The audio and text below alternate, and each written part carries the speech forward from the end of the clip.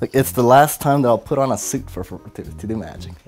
I did the last professional show on Saturday, last week. Last paid show, but it does feel a little bit surreal that I won't be performing.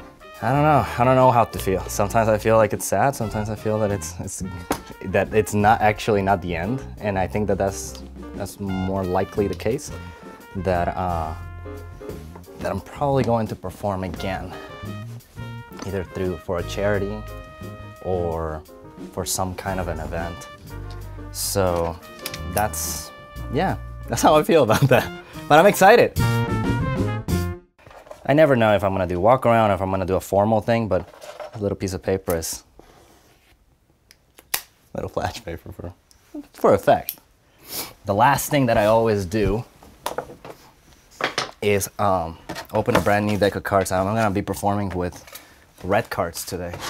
If I have a deck of cards with me in my pocket, the show will go well. I'll perform well because I can do an entire show just with a deck of cards. So that was a whole part of the preparation of magic. And there's my little dog Picasso. Always hangs out whenever I'm getting ready for magic. And because right now this edge is very, very rough. So if I continue I can do magic with this, but it irritates the hands after handling it for a very long time. So you take a very smooth nail file. It makes it so that I'm able to perform more comfortably. Does it affect the magic or help me in any way, you know, like finding playing cards? No, it does not. I wish. And the security blanket goes in the pocket. So once I have that in my pocket, I know that everything will be fine. And we're ready to just go and do the show. Got this, got the wallet, got the deck of cards. Let's go.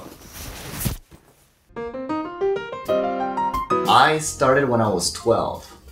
I was born here in Lubbock, raised in Mexico. We would cross the border to San Diego to go shopping every weekend, but we would stop in Tijuana. There was an arena thing in the middle, right? And these clowns would come and perform for the kids. So there would be a lot of kids, you know, playing in there and, you know, watching the shows. And I would be there, and one day there was a magician, right? That's all I remember. Somehow I found a magic book at the bookstore, and I pulled it out, and I couldn't read it. So I tried, I looked at the pictures and everything, and nothing. So from there, I put the book back, and there's this sense of disappointment. At age 12, I moved here. At the Barnes & Noble, when it was on Sleight, there used to be these new books, you know, all the little islands. And it was a magic book. It's right there, I still have it. Come. This guy, this is the first book that I ever bought in magic. The beginner's magic books are always very colorful. They have all these bunch of images. I ended up emailing this guy, right? The author. I thanked them, I told them the story, and I'm pretty sure that just like myself, there were a lot of other guys, you know, that started with this magic book, and we became professionals. Because I know the story from some of the guys, and yeah, it became a book, and now my friends are the ones that are publishing some of those books now that you see at the stores. So it's a little bit weird that that I was one of the kids, and now, you know, I'm in that generation where we're the ones writing the content. So yeah, this was it. I read this thing like a week or something like that, and then I kept reading it and reading it and reading it.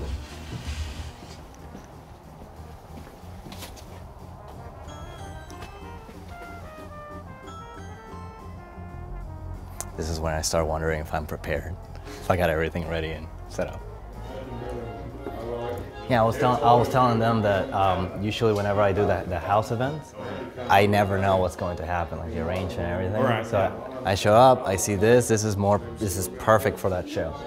it's sharing something that that they don't get to see ordinarily. You know, it's being able to live in a moment of pretend, but at the same time, if the performer really considers it magic, it becomes magic. Two kings. Okay.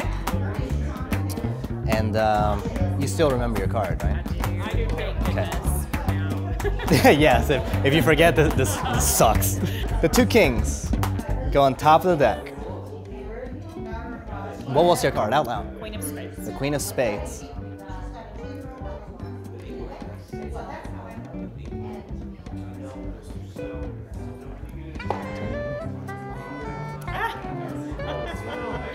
Wow. He says okay. Very impressive. We'll try it That's again. Amazing. We'll try it again. We'll do it again. All right, we'll try it again. Let's take the card. Let's try this again. What was it? The Queen of Spades, right? It was the Queen of Spades. Yeah. Queen of Spades. So you'll see the moment when it comes to the top too. When we stick it, leave it sticking out in the middle like that. Can you see it? Mm-hmm. Watch very closely.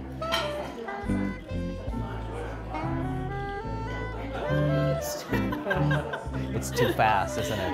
It's too fast. It's too fast. I Yeah, think it was it's too fast. This Yeah, is we way can't too see how you fast. did it. Let's slow that down. Let's put it actually in the middle like this. And I'm gonna leave it face up so you can see it. You can come closer if you want. Okay. You can actually see the queen, Okay. and it slowly melts through the entire deck. It is. It's moving up. Can you see that from your angle? Until it comes all the way in between the kings. That is wild. Wow. I've only had like half a glass of champagne. Like something like this would terrify me. Yeah. When I started, I think the first time I did a show like this, I was 14, something like that.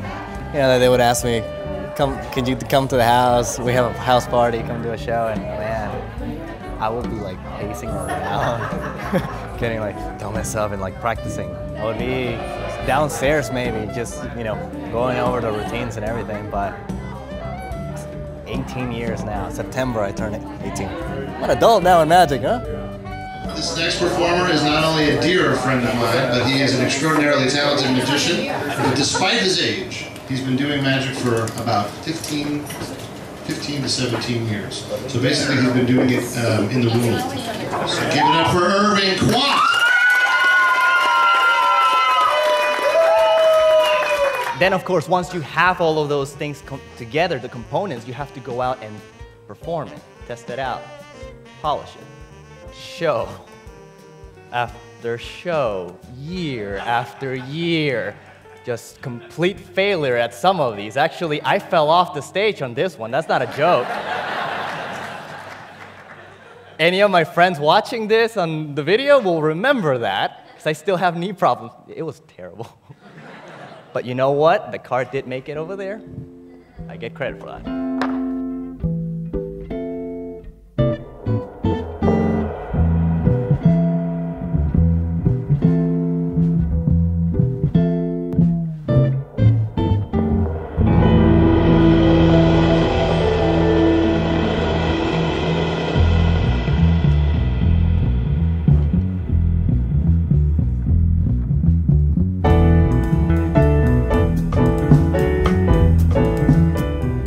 Sadness. I call it sadness, other performers call it something else. The sadness of my art is that I work so hard to refine a technique just so that you don't see it. Right?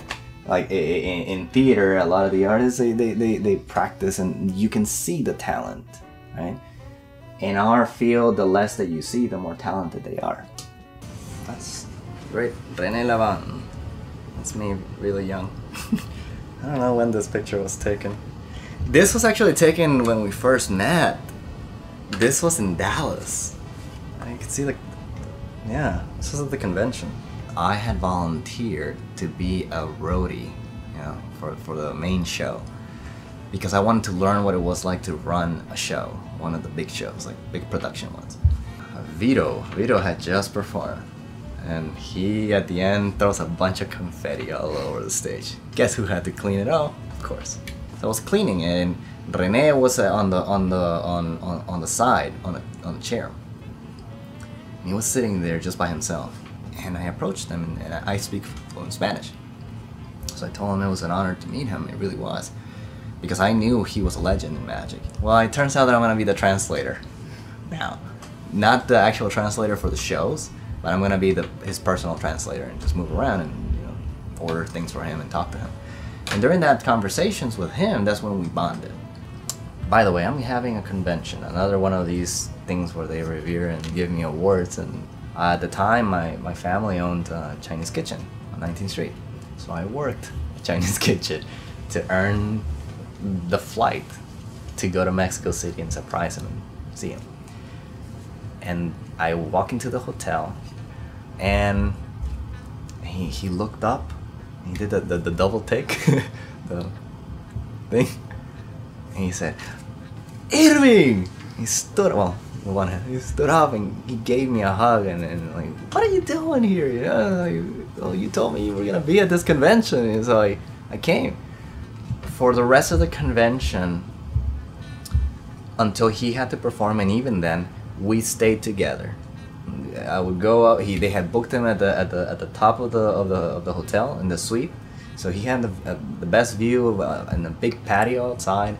And we would sit outside and just talk magic, and he would tell me more about philosophy. What is it to be an artist? What is it to be a magician? What is magic? Like, really? In Mexico City, and this is difficult for me to see because since he passed away, it's difficult for me to really like look at stuff now. He gave me this. Okay. This was the invitation to actually go and study with him and actually go and see him. And I worked at that at another restaurant, my aunt's restaurant, washing dishes, just working hard. And then I bought myself a flight to Argentina.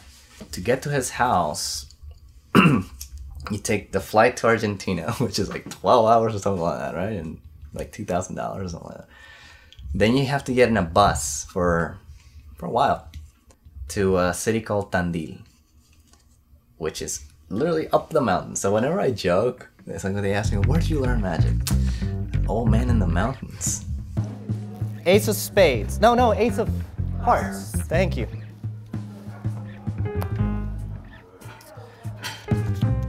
Jim, go ahead and say stop anytime you want. There?